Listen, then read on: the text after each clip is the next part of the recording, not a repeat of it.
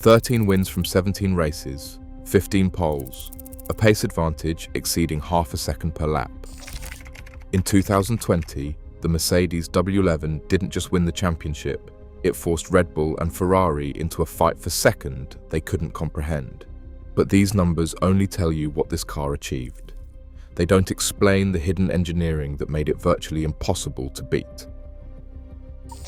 The 2020 Formula One season delivered a statistical avalanche that left rivals in disbelief. Mercedes-AMG Petronas didn't just top the charts, they tore them up. 13 wins from 17 starts, 15 pole positions, with the W11 locking out the front row on 12 separate occasions. On Saturday afternoons, Lewis Hamilton and Valtteri Bottas turned qualifying into a private duel, often separated by mere thousandths, while the rest of the grid watched from a distant third. The raw pace advantage was staggering. In Austria, Bottas set a pole time of 1 minute 2.939 seconds, with Hamilton just 12 thousandths behind. Across the season, the W11's average qualifying gap to Red Bull and Ferrari hovered between 2 and 6/10 of a second, sometimes more. At the British Grand Prix, Hamilton's pole lap was nearly 2/10 clear of Verstappen. In Belgium, the gap stretched to a full 14 hundredths, and at Monza, a circuit that exposes any aerodynamic weakness, Hamilton again put down a marker, outpacing Verstappen by over 2/10. Race pace told the same story. Whether it was a one-stop, two-stop, or a late safety car, Mercedes always seemed to have an answer. Fastest laps were a regular feature, 9 in total, with Hamilton and Bottas trading honours depending on the circuit and strategy. The W11 didn't just win, it controlled every phase of the weekend. Rivals like Red Bull and Ferrari found themselves locked out of pole, out of reach on Sunday, and often left fighting for a podium rather than victory. These numbers weren't just the result of raw horsepower or a single clever trick. They were the product of relentless engineering, strategic mastery, and a car that could be set up to suit either Hamilton's aggressive style or Bottas's precision. The championship table told one story, overwhelming dominance, but the lap sheets and timing screens revealed another. The W11's edge was built into every corner, every straight, every lap. A glance at the final championship tables tells the story in sharp relief. Lewis Hamilton finished the 2020 season with 347 points, over 100, clear of Max Verstappen, the nearest challenger. Valtteri Bottas in the sister W11 secured 223 points, locking out second place. The Constructors' Championship margin was even more emphatic. Mercedes ended the year on 573 points, a full 254 ahead of Red Bull. These numbers are not just impressive, they are rare in the modern era, where technical regulations are designed to keep the field close. But the true scale of Mercedes' advantage comes into focus when you look past the totals and into the details of individual weekends. At Silverstone, Hamilton's pole lap was 0.313 seconds clear of Bottas, with Verstappen nearly half a second back. The race itself delivered a showcase of the W11's control.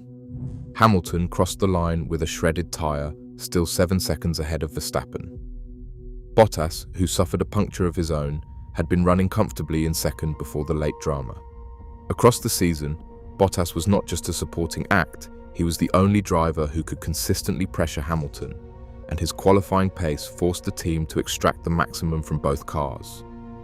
Sector time analysis from Spa and Monza reveals that even when Red Bull narrowed the gap in the twisty middle sectors, the Mercedes would stretch its legs on the straights, reclaiming tenths with ease.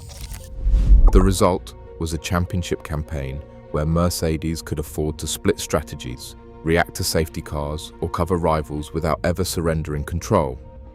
The points gap was not just a product of reliability or luck, it was built on a platform that gave both drivers the tools to attack, defend, and adapt at will.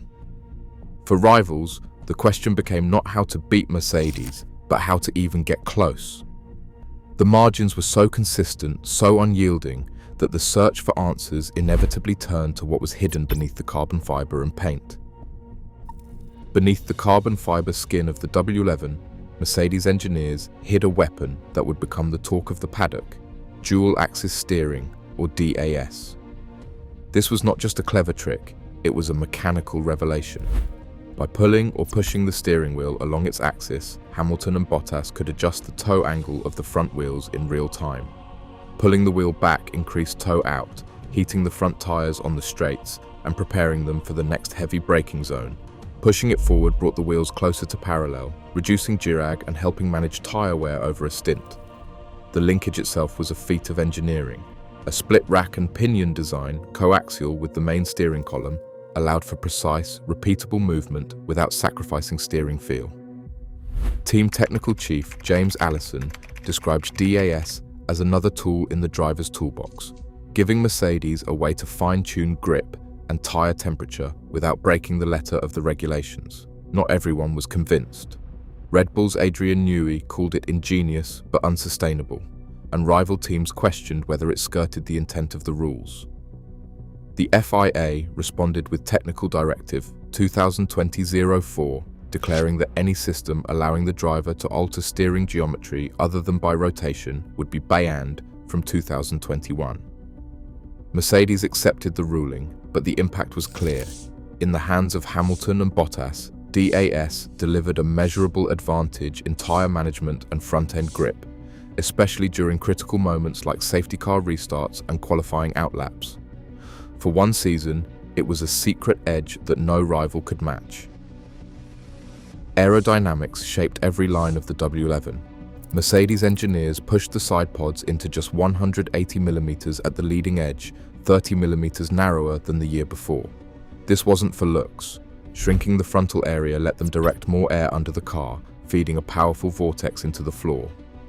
The barge boards, described by Mike Elliott as air traffic control, became a maze of turning vanes and vortex generators, each one tuned through CFD and wind tunnel sessions. The data revealed a 7% jump in front wing downforce with barely any extra drag. Underneath, a raised keel split the airflow, while the diffuser's angle grew from 12 to 14 degrees, expanding its area by 0.3 square meters. That subtle change delivered 30 kilonewtons of extra downforce at 300 kilometers per hour. On track, the W11's low center of pressure meant less yaw in fast corners and later braking. At Silverstone, its grip translated to sector times nearly 8/10 quicker than anyone else, proof of pure aerodynamic mastery. Powering the W11 was an engine that set the standard for the hybrid era. The Mercedes-AMG M11 EQ Performance Unit combined a 1.6-litre V6 turbocharged engine with two motor generator systems, producing over 1,000 horsepower in qualifying trim. The internal combustion engine delivered roughly 735 horsepower, while the MG-UK and the MG-UH worked in harmony to harvest and deploy electrical energy. Up to 4 megajoules of recovered energy could be unleashed each lap, with a 160 horsepower electric boost available for 33 seconds. The result was relentless acceleration out of corners and a seamless surge down the straights, all while maintaining bulletproof reliability. 0 power unit failures in 17 races. But brute force alone didn't win races. The W11's chassis delivered a level of balance and tyre management that completed the performance puzzle. A 3,650mm wheelbase and a carbon fibre monocoque, reinforced with honeycomb structures, gave the car a stable, predictable platform. The suspension, featuring a pull rod front and push rod rear, allowed for minute adjustments to camber and toe, tailored to each circuit and driver. This setup preserved tyre life, reduced degradation by up to 0.6 seconds per lap on abrasive circuits like Turkey, and let Hamilton and Bottas push hard without fear of sudden drop-off. As Mercedes Power Unit Chief Rob White put it, the real magic was in how every element, engine, hybrid, chassis worked together. That's what made the W11 so complete. Rivals didn't just lose ground to the W11, they ran out of ways to fight back over a full race distance. While Red Bull and Ferrari could occasionally match Mercedes on a single lap, their challenge faded as soon as tyre wear and fuel loads came into play. The W11's entire package was engineered for relentless consistency, not just raw speed. Its combination of DAS-driven tyre management, Ultra-efficient aerodynamics and a hybrid power unit meant Mercedes could often commit to a single-stop strategy, even on tracks notorious for chewing up rubber. At circuits like Spain and Silverstone, Hamilton and Bottas extended their opening stints far beyond what rivals could manage, preserving tyre life without sacrificing pace. This flexibility forced other teams into reactive strategies, pitting early, gambling on undercuts, or simply hoping for a safety car. More often than not, those gambles failed. Lap after lap, the W11 maintained its grip and composure, turning the theoretical threat from behind into little more than a distant shadow. Stacking the W11 against the McLaren MP44 and Red Bull RB19 reveals a rarefied echelon of Formula One engineering. The MP44 set the gold standard in 1988, winning 15 of 16 races, an astonishing 93.75% win rate. But it was not without flaws, suffering 3 retirements and relying on raw turbo power and ground effect downforce. The RB19, decades later, brought hybrid sophistication and advanced active aerodynamics, collecting 12 wins in a 22-race season, with 2 DNFs reflecting the relentless demands of modern reliability. The W11's 2020 campaign stands apart for its balance: 13 wins from 17 starts, 0 mechanical retirements, and a 76% win rate in a condensed, high-pressure calendar. Its innovations, DAS, ultra-narrow side pods, and a seamlessly integrated hybrid power unit delivered not just speed, but consistency and adaptability. Where the MP44 and RB19 each excelled in select domains, the W11 fused mechanical, aerodynamic, and electronic systems into a single, unyielding package. For one season, it was the benchmark for what a complete Formula One car could be. In today's Formula One, every team still chases the standard set by the W11, a machine engineered for margins measured in tenths, not hope. As regulations evolve and innovation is tested, the pursuit of perfection remains.